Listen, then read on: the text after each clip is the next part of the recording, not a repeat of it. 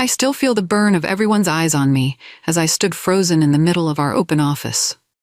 Coffee dripped from Sabrina's pristine white Chanel blouse, spreading an ugly brown stain across the expensive fabric.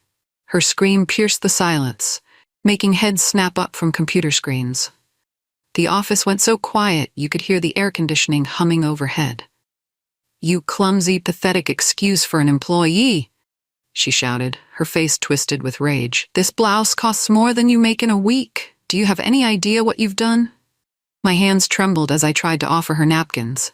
The coffee cup rolled across the floor, leaving a trail of dark liquid on the light gray carpet. 20 pairs of eyes watched the scene unfold like a car crash in slow motion.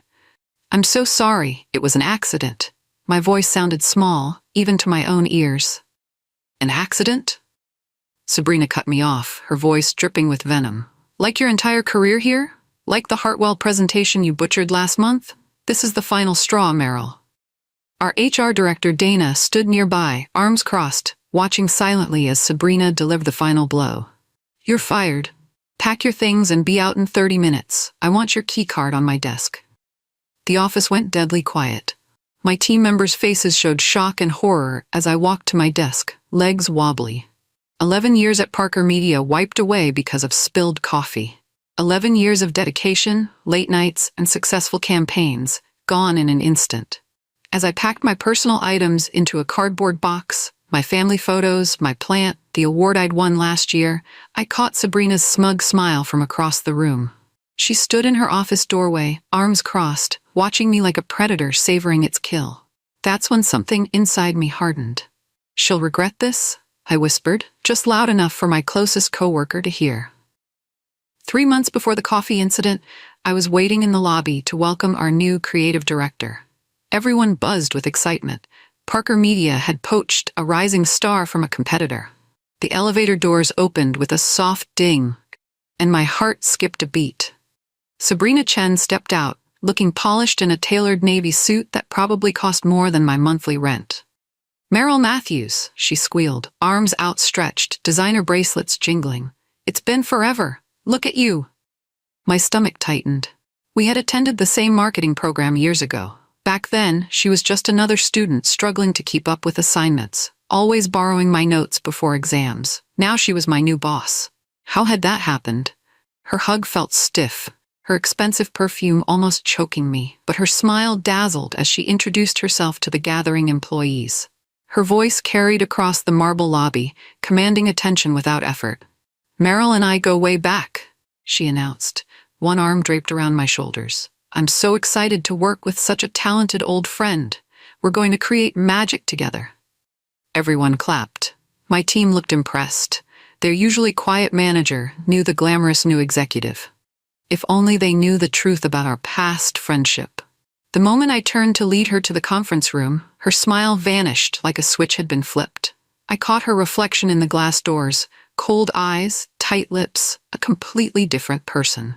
She leaned close as we walked down the hallway, her breath hot against my ear. "This time," she whispered so only I could hear, "I'll win." I pretended not to understand, but my skin prickled with warning. That night, I stayed late to finish a campaign file for our biggest client, a comprehensive strategy I'd spent weeks perfecting. The next morning, I discovered it had been deleted from the shared drive. The system log showed only one other user had accessed it after midnight, Sabrina Chen. 1 week later, I presented my strategy for the Hartwell account during our team meeting. I'd spent days perfecting the approach, analyzing market trends, studying competitor weaknesses, and crafting a fresh take on their brand story that could revolutionize their market position. The conference room was packed. This was Hartwell's 3rd year with us, and they were expecting something revolutionary. "So to summarize," I said, clicking to my final slide, "this approach positions Hartwell not just as a service provider, but as an industry thought leader, with content strategies targeting 3 key demographics we've identified." I looked up, expecting questions. Instead, Sabrina tilted her head and let out a small laugh that seemed to suck all the oxygen from the room. The sound made my skin crawl. "That's cute, Meryl, but let's get real." She stood up, taking control of the room. Her red-soled heels clicked against the hardwood floor as she walked to the front. Hartwell needs something dynamic, not these. She waved her hand dismissively. Elementary ideas. This reads like a first-year marketing student's homework. The room temperature seemed to drop 10 degrees. My face burned as colleagues averted their eyes, suddenly fascinated by their notepads or phones. Ethan, our digital strategist, frowned deeply but stayed silent. I saw his knuckles whiten as he gripped his pen. "Let's move on," Sabrina continued, her voice dripping with false enthusiasm.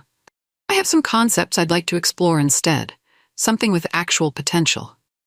I sat through the rest of the meeting in humiliated silence, my carefully prepared notes crumpled in my fist under the table. The strategy I'd developed through countless late nights had been dismissed in seconds. 2 days later, the entire office received an email from Sabrina to the board. My stomach dropped as I read it, disbelief turning to rage. There, laid out in perfect detail, was my exact Hartwell strategy, presented as Sabrina's breakthrough idea. She'd stolen everything: the 3-tier approach, the content calendar, even my specific phrase about elevating Hartwell from service provider to thought leader. The board's response came quickly. "Brilliant approach, Sabrina. This is exactly the fresh thinking we hired you for. Let's fast-track implementation." My hands shook with anger as I closed the email. She hadn't changed a single word. Not one. And now she would get all the credit for my work. I arrived early Monday morning to find my nameplate removed from the Paragon Hotel's project room. The door where Meryl Matthews, lead strategist, had been displayed now had a blank space, as if I'd never existed. My heart sank. For 6 months, I'd built their campaign from scratch, spending weekends researching their competitors and crafting a unique positioning statement. The client loved my work. Just last week, their CEO had personally thanked me for revitalizing their brand identity. When I asked our project coordinator what happened, she avoided my eyes, suddenly very interested in organizing papers. Her face flushed with embarrassment. "Sabrina reassigned the account last night," she mumbled. "Said the client wanted someone more dynamic. I'm sorry, Meryl. I thought you knew." My coffee went cold in my hand as I processed her words. I walked briskly to the conference room, where I found Sabrina in my usual seat, spreading my materials across the table. My research binders, my customer journey maps, my handwritten notes, all laid out as if they were hers. "What's going on?" I asked, trying to keep my voice steady though my pulse hammered in my ears. "Paragon was my account. I've been working with them for 6 months." She barely glanced up, perfectly manicured nails sorting through pages I had created. "Was" is the keyword, Meryl. They needed a fresh perspective. Her smile didn't reach her eyes, which remained cold and calculating. "You understand. Sometimes we need to shake things up." I stood there, stunned into silence. The room seemed to tilt slightly as I realized what was happening. A systematic erasure of my contributions, one project at a time. That afternoon, the presentation deck I'd created was circulated for final review. My stomach turned as I scrolled through it. My name had been erased from every slide, every footnote, every acknowledgement. The custom graphics I'd designed now had Sabrina's color scheme. The title page now read in bold letters, "Paragon Hotels Rebrand Strategy by Sabrina Chen." I downloaded a copy, then printed it and locked it in my desk drawer, along with my original drafts. Something told me I might need proof later. This wasn't just petty office politics anymore. This was theft of intellectual property. When Ethan passed my desk later, he paused, glancing around to make sure no one was listening. "This isn't right, Meryl," he whispered, his expression dark. "Everyone knows that was your work. The entire team saw you building that campaign for months." I started noticing a pattern with meeting invites. Somehow, critical client meetings were being scheduled during my pre-approved time off. The calendar notifications would appear with urgent flags. "Required attendance" stamped across the top. The first time, I thought it was an oversight. A simple scheduling error. "Sorry, Sabrina, but I have that doctor's appointment on Thursday that was approved months ago," I mentioned after a team huddle, showing her the time-off request form with HR's signature. She glanced at it, then frowned, tapping her tablet with perfectly manicured nails. Her expression shifted to practiced concern. "Oh, did I schedule over that?" "My mistake." She paused, then shrugged. "Well, this client meeting is non-negotiable." Thompson and Partners are bringing their entire executive team. You'll need to reschedule your appointment." I did, reluctantly, paying the cancellation fee and waiting 3 more weeks to see the specialist. Then it happened again with my dental surgery, and again with my brother's wedding anniversary dinner. The 4th time, I couldn't change my plans. My daughter Emma's high school graduation ceremony was absolutely non-negotiable. I'd requested the day off 6 months in advance. I explained this to Sabrina twice, even showing her Emma's graduation invitation. "Family comes first," I told her firmly. When I missed the meeting, an email from HR arrived the next morning. Formal write-up for absence during critical client engagement. Attached was a document for my personnel file, citing pattern of unavailability and lack of commitment. That afternoon, I noticed my teammates exchanging worried glances in the break room. Lisa, who'd worked with me for 7 years, filled her coffee cup beside Alex, our newest designer. "Why is she being treated like an intern?" I overheard Lisa ask while stirring cream into her coffee. "Meryl's been here longer than almost anyone. She practically built the creative department." "Haven't you noticed?" Alex replied quietly, glancing around to make sure Sabrina wasn't nearby. It started the day Sabrina arrived. My friend at Greenfield Associates said something similar happened there. Someone gets targeted, then pushed out. I pretended not to hear, busying myself with the coffee machine, but their words settled like a weight on my chest. They saw it too. This wasn't my imagination. The boardroom was packed with executives for our quarterly preview. Men and women in expensive suits filled the long table, chatting quietly as they reviewed the glossy presentation folders I'd spent all weekend preparing. As senior marketing strategist, I'd created comprehensive campaign forecasts for the coming months, analyzing trends and projecting ROIs that would make our shareholders very happy. The CEO nodded at me with a smile as I set up my laptop. Board members checked their watches. We were right on schedule. Just as I opened my presentation folder and prepared to speak, Sabrina touched my arm, her fingernails digging in slightly. "Before we start," she said loudly, her voice carrying across the room, "Meryl, would you mind getting coffee for everyone? You know how everyone likes it, right? Mr. Rat Thompson takes his black, Miss Winters needs her soy milk." She smiled sweetly. "You're such a wonderful assistant." The room went quiet. Confused glances passed between board members. I wasn't an assistant. I had never been an assistant. I had a team of 12 people reporting to me. For 11 years, I'd built my reputation at this company, working my way up from entry-level copywriter to senior marketing strategist. My campaigns had won industry awards. I'd brought in our 3 biggest clients. Now, in front of everyone who mattered, the CEO, the board, department heads, she'd reduced me to a coffee girl. I felt my jaw tighten and my face grow hot. I could correct her, make a scene, but that would only make things awkward for everyone. Somehow, I forced a smile. "Of course," I managed, my voice barely steady, happy to help. As I left, I caught Ethan's expression from across the table, jaw clenched, eyes blazing with quiet anger. He knew exactly what Sabrina was doing. This wasn't a mistake or oversight, it was calculated humiliation. In the kitchen, my hands shook as I arranged coffee cups on a tray. I spilled hot water on my wrist but barely felt the burn. Hot tears threatened, but I blinked them away rapidly. I wouldn't give her the satisfaction of red eyes when I returned. "Not here," I whispered to myself, gripping the edge of the counter until my knuckles turned white. "Not now. Keep it together, Meryl." Ethan Kelly had joined Parker Media 2 years ago, quickly becoming our most valued digital strategist. Tall with kind brown eyes and a quiet intelligence, he had transformed our social media offerings with innovative approaches that secured 3 major tech clients. His talent was undeniable, and the board clearly saw him as a rising star. His name appeared on the high-potential list that had leaked from HR last month. Which is exactly why Sabrina set her sights on him. I watched from my desk as she perched on the edge of his, her skirt hiking up slightly as she leaned over his computer screen. She laughed too loudly at something he said. A theatrical, head-thrown-back laugh that made heads turn across the open office. Her perfectly manicured hand rested on his shoulder a beat too long, fingers trailing slightly as she finally removed it.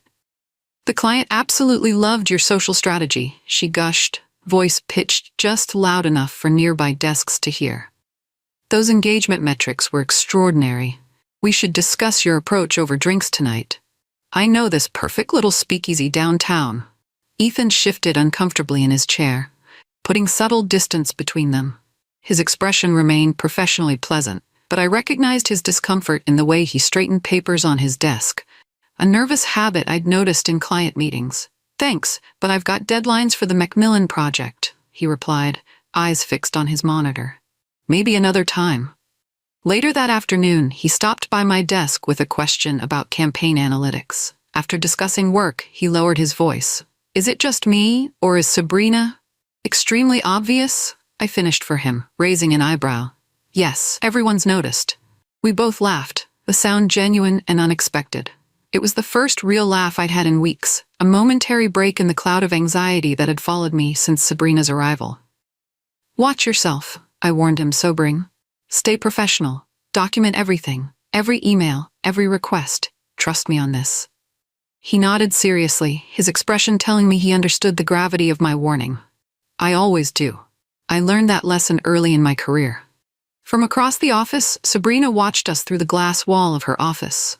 Our laughter died as we noticed her expression, dark, furious, her lips pressed into a thin line. She turned sharply and walked away, fists clenched at her sides. That's not good, Ethan muttered, straightening up. I know that look.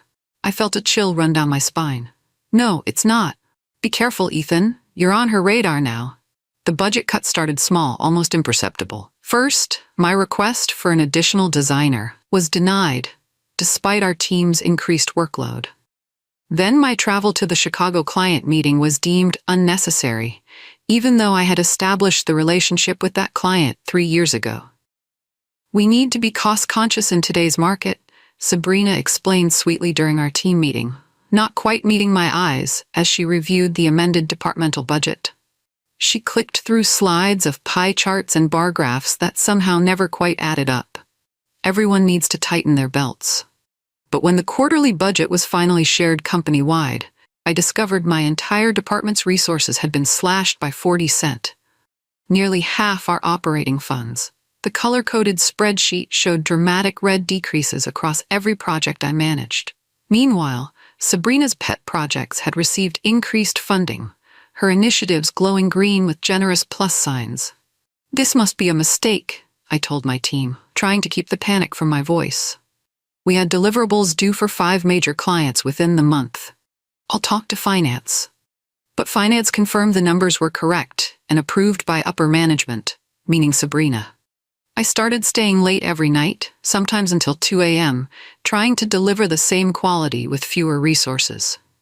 Stretching every dollar, calling in personal favors from vendors, doing design work myself instead of outsourcing it. My team members, seeing my struggle, offered to help, working unpaid overtime alongside me, ordering cheap takeout, and spreading files across the conference room floor. This isn't right, Lisa whispered as we huddled around the table, ordering dinner to the office for the 3rd night that week. Her voice was low, eyes darting toward Sabrina's empty office. She's setting you up to fail. No one could deliver these campaigns with the budget she's left us.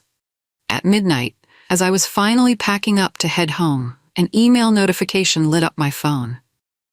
It was a chain Sabrina had accidentally included me on, discussing resource allocation with the finance team. My hands shook as I scrolled through the messages from earlier that afternoon. Redirect another 15% from Meryl's projects to the Newman campaign, she'd written to the financial controller.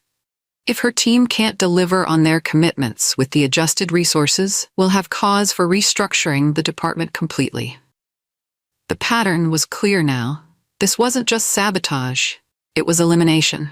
A systematic dismantling of my position, designed to make me fail so spectacularly that firing me would seem justified. I don't know whose instructions to follow anymore, complained Alex during our Monday huddle, dark circles under his eyes as he flipped through conflicting briefs. His normally neat desk was cluttered with coffee cups and crumpled sketches. Sabrina tells me one thing in the morning, then Meryl needs something completely different by afternoon based on what the client actually asked for. I'm drowning here. The tension in our department had reached a breaking point. What was once our most cohesive team now felt fractured and confused. Projects were stalling, deadlines slipping. Team members looked exhausted, their faces drawn and pale under the fluorescent lights, caught between loyalty to me and fear of Sabrina's power to fire them. "We can't function like this," Lisa agreed, running her fingers through her hair in frustration. She'd been with me the longest. 8 years of flawless collaboration now reduced to daily confusion. Yesterday, I had to redo the same graphic 3 times because directions kept changing. First, Sabrina wanted blue, then green, then back to the original blue, but with different fonts. I'm working until midnight every night. I felt physically sick as I looked around at my team, people I'd hired, trained, and mentored. Despite my best efforts to shield them, they were suffering. The monthly productivity reports that had arrived that morning showed our department falling behind for the first time in years. The bar graphs told a stark story. Projects delayed, costs rising, client satisfaction metrics dropping. "I'm sorry, everyone," I said quietly. "I know this is difficult. I'm trying to create some stability." But even as I spoke, my computer pinged with a calendar invite. Sabrina had scheduled a performance review for Friday, 2 months ahead of my regular evaluation cycle, which had always been exemplary. My stomach tightened as I read the meeting description. The subject line read, "Discussing recent challenges and department performance failures." As soon as the team dispersed, I forwarded the invite to my personal email and took a raw screenshot of the entire thing, including the timestamp. Then I opened a new document on my personal laptop titled Timeline of September. I was working late when raised voices drew my attention to Sabrina's office. Through the glass walls, I could see Ethan standing rigidly, while Sabrina leaned back in her chair. Though I couldn't hear their words, Ethan's body language spoke volumes, pointing at documents, then gesturing toward my empty desk. He was confronting her about me. The next morning, Ethan stopped by my cubicle. "I tried," he said quietly. "I told her what she's doing is unprofessional and damaging to the company." "What did she say?" I asked, already knowing the answer. "She claimed you're not handling pressure well. Said your performance issues started before she arrived." His expression darkened. "It's complete garbage, Meryl." That afternoon, I noticed Sabrina typing furiously in her office. Using my admin access, I checked the shared HR drive. A new document had appeared in my personnel folder. Performance concerns, Meryl Matthews. The first line chilled me. Exhibits signs of instability under stress, resistant to change and new leadership. She was building a paper trail to justify whatever came next. The annual client gala was Parker Media's biggest event, a chance to showcase our best work and mingle with industry leaders. For 5 years, I'd organized and hosted it to rave reviews. So when Sabrina called me into her office, her smile should have warned me. "Meryl, I need your special touch for the gala," she began sweetly. "You're so good with details." My heart lifted momentarily until she continued. "I'll need you to handle logistics this year. Table arrangements, name tags, coordination with catering, the basics." I blinked, processing. "But I usually present our marketing strategy showcase." "Oh, I'll handle that part," she said, waving dismissively. "We need your organizational skills behind the scenes." The night of the gala, I worked tirelessly in the background, checking tables, directing waitstaff, solving last-minute crises. Meanwhile, Sabrina shone on stage, presenting campaigns my team had created. When our CEO approached me later, he smiled kindly. "Wonderful event, as always. Sabrina has really elevated the presentation this year, hasn't she?" I forced a smile, swallowing my pride. "Yes, she certainly has." The Monday morning client pitch was crucial, our biggest potential account of the year. I arrived early, reviewing my presentation one last time. Sabrina breezed in, all smiles. "Perfect timing. The executives are here early. Can you grab coffee for everyone? Make mine a double espresso." I hesitated. This seemed familiar, too familiar. I should prepare for my segment. "We're on a tight schedule," she interrupted. "Coffee first, then your presentation." Reluctantly, I headed to the kitchen. Minutes later, I balanced a tray of coffee cups, navigating the narrow hallway toward the conference room. As I rounded the corner, Sabrina suddenly appeared, stepping directly into my path. I tried to sidestep, but there was nowhere to go. The collision was inevitable. Coffee splashed everywhere, mostly onto her pristine white blouse. Her scream seemed almost rehearsed. "You clumsy idiot, look what you've done." From down the hall, I noticed one of our senior account managers watching intently. Her eyes narrowed as she observed Sabrina's performance. The trap had been set, and I had walked right into it. "You're fired. Pack your things and be out in 30 minutes. Sabrina's words echoed through the silent office. I stood frozen, coffee staining my own shirt, the empty tray still in my hands. No investigation, no discussion, 11 years erased in a single moment. I walked to my desk with as much dignity as I could muster, feeling dozens of eyes following me. As I packed my plants, photos, and personal items into a cardboard box, the reality sank in. This was really happening. Sabrina watched from her office, arms crossed, triumph written across her face. She had orchestrated this perfectly. The public humiliation, the final dismissal. The Queen had removed her rival. I took one last look around, at the team I'd built, the space I'd called home for over a decade. Then I picked up my box and walked toward the elevator. Behind me, I heard chairs scraping. Footsteps followed. I turned to see 6 team members, Lisa, Alex, and 4 others, standing up, grabbing their bags. Lisa approached. "If you're leaving, so am I." One by one, they followed me to the elevator. My phone buzzed. A text from Ethan. "You're not done here, trust me." Just 2 weeks after my termination, the cracks in Sabrina's facade began to show. Lisa, who had quit in solidarity, kept me updated through daily texts. "Total disaster today. Hartwell meeting went sideways when Sabrina couldn't answer basic questions about their campaign history. Alex would have handled the crisis, but he's gone. 3 deadlines missed this week. The Davidson account is threatening to leave. Sabrina blamed the team transition, but they're not buying it. Without me and the others who had left, the carefully balanced system I'd built began to collapse. Sabrina didn't know the clients personally. She didn't understand the intricate workflows we'd developed over years. The final blow came when creative director Marcus stormed into the CEO's office. "Either Meryl comes back, or I walk," he declared. "This department is imploding, and we all know why." His ultimatum sent shockwaves through the company. Marcus had been with Parker Media for 15 years, longer than anyone. His threat couldn't be ignored. Meanwhile, I sat in my apartment, updating my resume and ignoring calls from recruiters. Something told me to wait. "Something doesn't add up about Sabrina," Ethan said during our coffee meeting, our first contact since my firing. "Her stories keep changing." He looked tired, with dark circles under his eyes. "She claimed she led the Westfield campaign at her last job, but when I mentioned specific details, she changed the subject." I sipped my latte, considering his words. "That doesn't prove anything." "No, but this might." He slid his phone across the table. On the screen was Sabrina's LinkedIn profile, next to her company bio. The discrepancies were subtle but unmistakable. Dates that didn't align, job titles that sounded similar but weren't identical. Why would she lie about these things? I wondered aloud. "That's what I'm trying to figure out," Ethan replied. "Give me time. Everyone's asking about you, by the way. The place isn't the same." As we parted ways, he squeezed my shoulder. "Don't give up, Meryl. I think there's more to this story than anyone knows." That night, I dreamed of walking back into the office, head held high. In the dream, Sabrina's smile crumbled as she saw me. I woke up with a strange sense of anticipation. Ethan worked methodically, careful to leave no digital footprints. His friend in legal, Jamie, helped access Sabrina's hiring documents, all completely above board, just a routine audit. "Look at this," Jamie whispered, pointing to discrepancies in the application. "Her resume says she was marketing director at Greenfield Associates for 3 years, but her reference letter is only signed by an HR coordinator, not her supposed direct manager."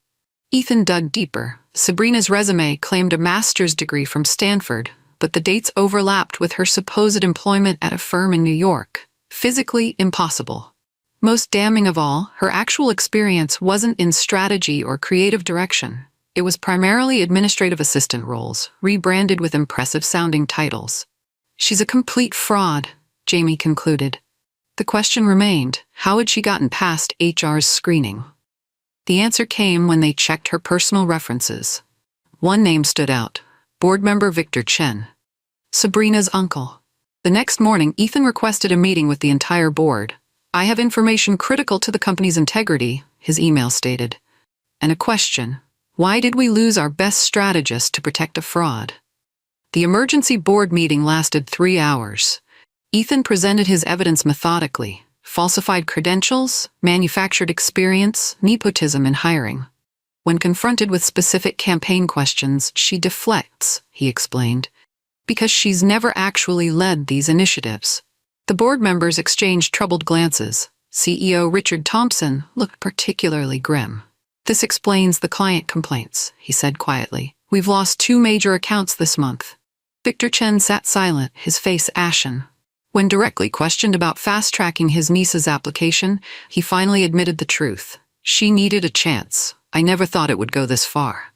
HR launched a full investigation, confirming Ethan's findings within days.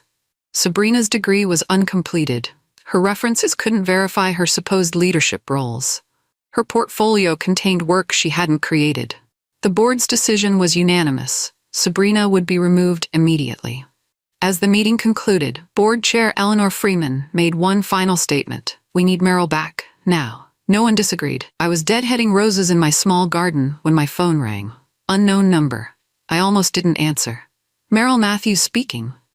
"Meryl, this is Eleanor Freeman." The board chair's voice was unmistakable. "We need to talk." My heart pounded as she explained what they'd discovered. Sabrina's fraud, the nepotism, the deliberate sabotage of my position. The company wanted me back. "We made a terrible mistake," Eleanor admitted, "but we'd like to make it right." I remained silent, pulling off my gardening gloves. After a moment, I finally spoke. "Why should I return to a company that discarded me so easily?"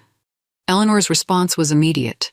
"Because we're offering a public apology, the vice president of strategy position, complete autonomy over your department, and triple your previous salary." I nearly dropped the phone. "And," she continued, "the 6 team members who left with you will be offered their positions back with substantial raises. We value loyalty, Meryl, especially now that we've seen the cost of its absence." I looked at my half-pruned roses, thinking of the team that had stood by me. They deserved better. We all did. "I'll accept," I said finally, "but I want everything in writing by tomorrow." The elevator doors opened to the familiar sight of Parker Media's lobby. I stepped out wearing a new red blazer, confidence in every step. The whispers started immediately. Heads turned. Then someone, I think it was Marcus, began to clap. Others joined in until applause filled the entire floor. My team members rushed forward, surrounding me with hugs and relieved laughter. Many had tears in their eyes. Lisa couldn't stop grinning. "The reign of terror is over," she whispered. From the corner of my eye, I spotted Sabrina standing near the wall, clutching a clipboard. Her designer outfit was gone, replaced by a simple blouse and pencil skirt. Her expression was a mixture of shock and defeat. As the celebration continued around me, CEO Richard approached with an outstretched hand. "Welcome home, Vice President Matthews," he said loudly enough for everyone to hear. "Your office is ready." I accepted his handshake, noting how he couldn't quite meet my eyes. He knew how badly the company had failed me. As I walked toward my new corner office, Sabrina's former space, I felt a strange mixture of satisfaction and peace. The view from the top would be sweet, but sweeter still was the loyalty that had brought me back here. Sabrina sat rigidly in the conference room as HR Director Dana explained her options. "Given the circumstances of your hiring and subsequent performance," Dana said carefully, "the board has decided to offer you 2 choices." I watched through the glass wall, not taking any pleasure in Sabrina's distress, but needing to witness this resolution. Option 1, resignation, effective immediately, with a standard reference confirming only your dates of employment. Sabrina's chin lifted defiantly. Option 2, Dana continued, reassignment to an administrative assistant position in the records department. Your salary would be adjusted accordingly, and the demotion would be permanent and documented. The color drained from Sabrina's face. For someone who had lied her way to the top, either option meant career devastation. Resignation would raise questions in future interviews. Demotion would mean daily humiliation. After a long silence, Sabrina's voice came out barely above a whisper. "I'll take the demotion."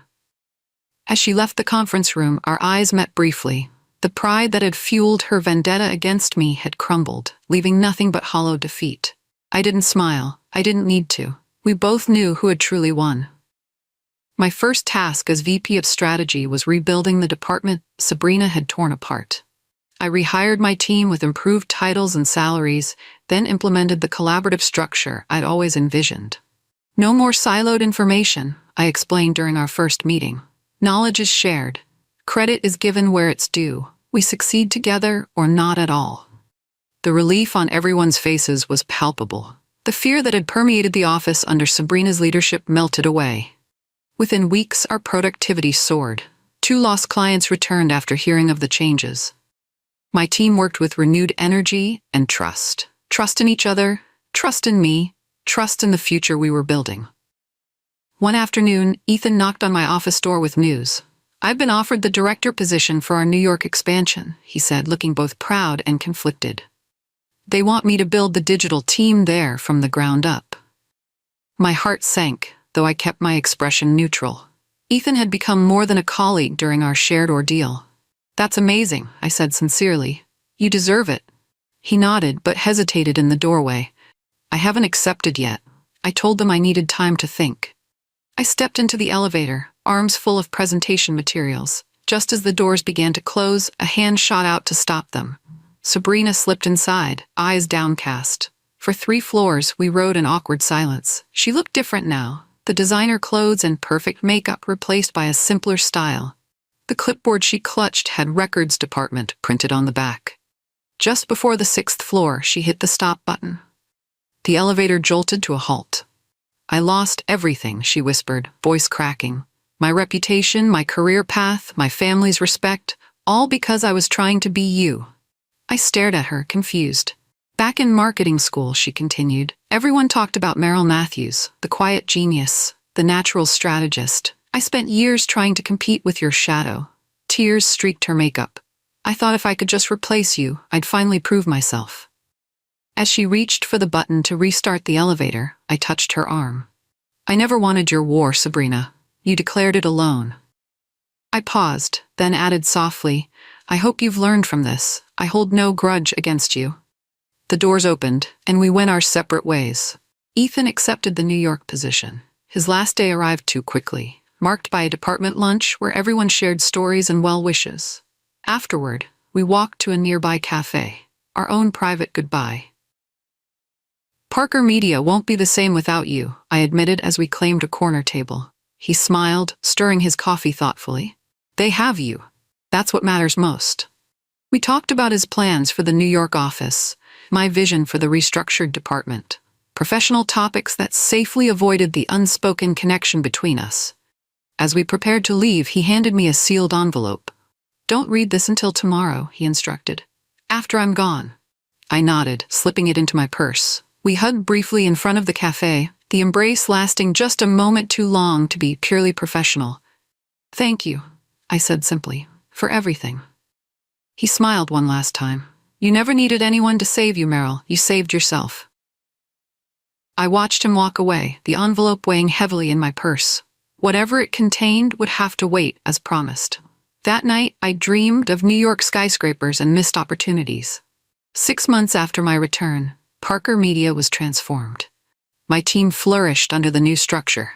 Client retention reached an all-time high. The toxic culture Sabrina had cultivated was replaced by collaboration and recognition. New hires received an orientation that included my story, not as gossip, but as a case study in resilience and ethical leadership. "Document everything" became an unofficial motto. Our campaigns won industry awards. My keynote address at the marketing summit drew record attendance. For the first time in my career, I embraced the spotlight instead of hiding from it. One evening, scrolling through LinkedIn, I decided to share something personal. I wrote about my experience, without naming names, and ended with, "Know your worth. If they don't, walk." The post went viral overnight. Messages flooded in from people sharing similar stories, seeking advice, thanking me for speaking out. I hadn't planned to become an advocate for workplace justice, but something had shifted inside me. The woman who once accepted coffee orders in silence now had a voice that carried. And surprisingly, I was no longer afraid to use it. In the records department, Sabrina kept her head down, doing her work quietly. Sometimes I thought I saw a flicker of understanding in her eyes when we passed in the hallway. 1 year to the day after the coffee incident, I finally opened Ethan's letter. I'd kept it in my desk drawer, not quite ready to read his final words. The paper crinkled as I unfolded it, his neat handwriting filling the page. Dear Meryl, by the time you read this, I'll be settled in New York. I wanted to tell you something I couldn't say in person. When Sabrina was systematically undermining you, I watched you respond with dignity instead of desperation. When she stole your ideas, you created better ones. When she tried to humiliate you, you showed grace. You never needed to fight like them to win. That's why you did. The distance between us is temporary. New York isn't that far. Until then, Ethan. I traced my fingers over his words, smiling softly. Then I tucked the letter away and turned to the window of my corner office, gazing at the city below. The journey had changed me, hardened me in some ways, softened me in others. I was no longer the woman who apologized for taking up space. Let them underestimate me, I whispered to my reflection in the glass. That's how I win. In the distance, storm clouds gathered. But this time, I wasn't afraid of what was coming. I was ready.